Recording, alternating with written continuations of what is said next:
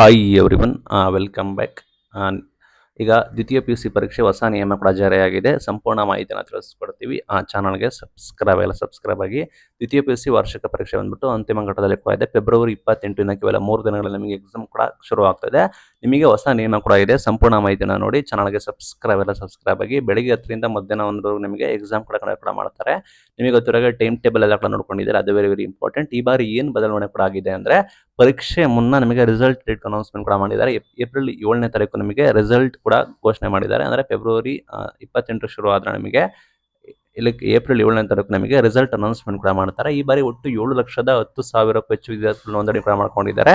6,46,000 ಅಭ್ಯರ್ಥಿಗಳು ಹೊಸಬ್ರು, 50,000 ರಿಪೀಟರ್ಸ್, 13,000 ಖಾಸಗಿ ಅಭ್ಯರ್ಥಿಗಳು. ಒಟ್ಟು 1,217 ಕೇಂದ್ರಗಳಲ್ಲಿ ಎಕ್ಸಾಮ್ ಕೂಡ ನಡೀತಿದೆ. ಬಿಗಿ ಭದ್ರತೆ ಕೂಡ ಇದೆ. ಕಟ್ಟುನಿಟ್ಟಿನ ಕ್ರಮ ಕೈಗೊಂಡಿದ್ದಾರೆ. 144 ಸೆಕ್ಷನ್ಸ್ ಕೂಡ ಜಾರಿ ಮಾಡಿದ್ದಾರೆ. ಪರೀಕ್ಷಾ ಕೇಂದ್ರ ಸುತ್ತಮುತ್ತ 200 ಮೀಟರ್ ವ್ಯಾಪ್ತಿಯಲ್ಲಿ ಕೂಡ ನಿಷೇಧಾಜ್ಞೆ ಕೂಡ ಜಾರಿ ಮಾಡಿದ್ದಾರೆ. ಜೆರಾಕ್ಸ್ ಸೆಂಟರ್ ಕೂಡ ಮುಚ್ತಾರೆ. CCTV, GPS ಕೂಡ ಎಲ್ಲ ಇರುತ್ತೆ. ವಾಹನಗಳಿಗೆ GPS ಸಿಸ್ಟಮ್ ಕೂಡ ಇರುತ್ತೆ. ಲೈಕ್ ನಿಮಗೆ ಯಾವುದೇ ರೀತಿ ಗಾಡ್ಜೆಟ್ಗಳನ್ನ ಕೂಡ, ಮೊಬೈಲ್ ಫೋನ್, ಅದೇ ರೀತಿ ಯಾವುದೇ ಎಲೆಕ್ಟ್ರಿಕ್ ಐಟಮ್ಸ್ಗಳನ್ನ ನಿಷೇಧ ಕೂಡ ಮಾಡಿದ್ದಾರೆ.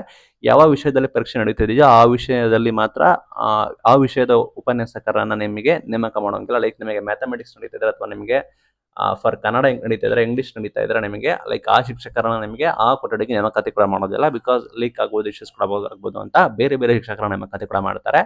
ಸಿಬ್ಬಂದಿ ಬಂದ್ಬಿಟ್ಟು ಪರೀಕ್ಷಾ ಸಿಬ್ಬಂದಿಗಳು ಯಾರು ಇರ್ತಾರೆ ಅವರು ಕಡ್ಡಾಯವಾಗಿ ಅವರ ID ಕಾರ್ಡ್ ತೆಗೆದುಕೊಂಡು ಹೋಗಬೇಕು.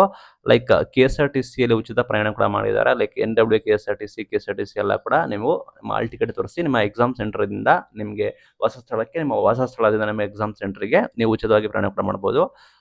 ಪ್ರವೇಶ ಪತ್ರ, ನಿಮಗೆ ಹಾಲ್ ಟಿಕೆಟ್, ನಿಮಗೆ ಬಸ್ ಪಾಸ್ ಕೂಡ ಆಗಿರುತ್ತೆ. ಅದು ಕೂಡ ನೋಡ್ಕೊಳ್ಳಿ. ವೆರಿ ಇಂಪಾರ್ಟೆಂಟ್ ಕೂಡ ಲೈಕ್ ಆಗುತ್ತೆ. ಪರೀಕ್ಷೆಗೆ ನಿಮ್ಮ ಹಾಲ್ ಟಿಕೆಟ್ ತೆಗೆದುಕೊಂಡು ಹೋಗೋದು ಕಡ್ಡಾಯ ಆಗಿರುತ್ತೆ. ವಿದ್ಯಾರ್ಥಿಗಳು ತಮ್ಮ ದ್ವಿತೀಯ PUC ಹಾಲ್ ಟಿಕೆಟ್ ತೋರಿಸಬೇಕಾಗುತ್ತೆ. ಬಸ್ಗಳಲ್ಲಿ ಉಚಿತ ಪ್ರಯಾಣ ಕೂಡ ಮಾಡಬಹುದು. ಗ್ಯಾಪ್ನ ಇರಲಿ. ಇದು ಇವತ್ತಿನ ವಿಡಿಯೋ. Thank you.